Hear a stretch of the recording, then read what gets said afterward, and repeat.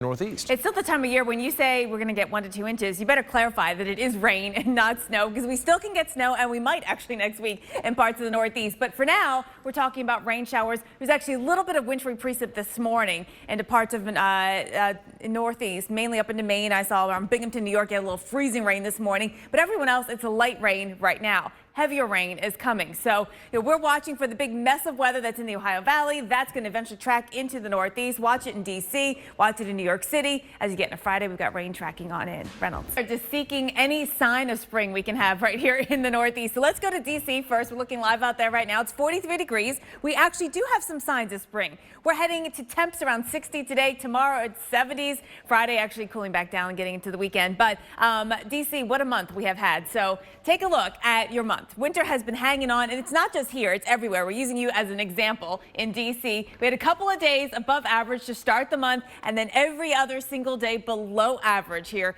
in Washington, D.C.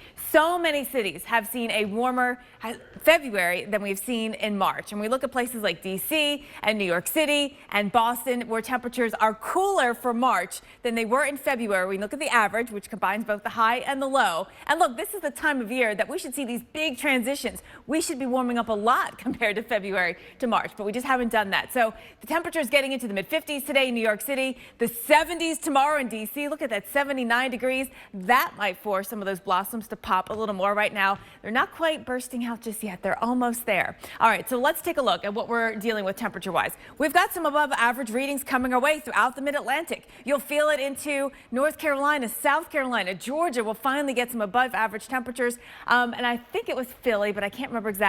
That for Thursday, it will be your first above average day in weeks. So it's going to be significant. You'll notice it. You'll feel it in Pittsburgh as well, an above average day on Thursday. But here's the problem. It just doesn't last. So take a look at this. We enjoy Thursday at 62 degrees. You get spring fever, and then we're right back down below average for the extended time. All right, coming up, we're going to have more on some of the if you were there. For some of you, it might be a long weekend or holiday weekend or a travel weekend. So we'll get you into it. Of course, we've been talking a lot about the rain and the severe threat. That is with us till Thursday. Then we finally can say, excuse me, the last day for that. We'll finally get a clean sweep into Texas, get you some dry air in there, improving weather. But it heads east for your Friday, your Good Friday, a travel day, and maybe I-95. It's going to be wet.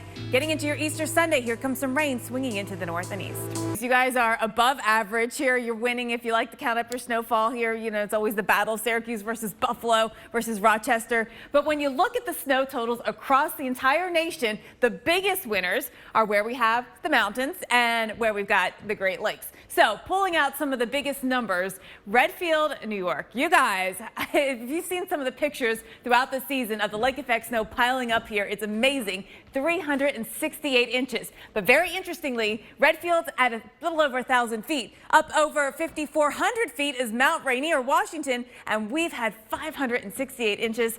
What a season. It's certainly all the way down to Milton, Florida. We picked up some snow so far this year, and the season is not over yet.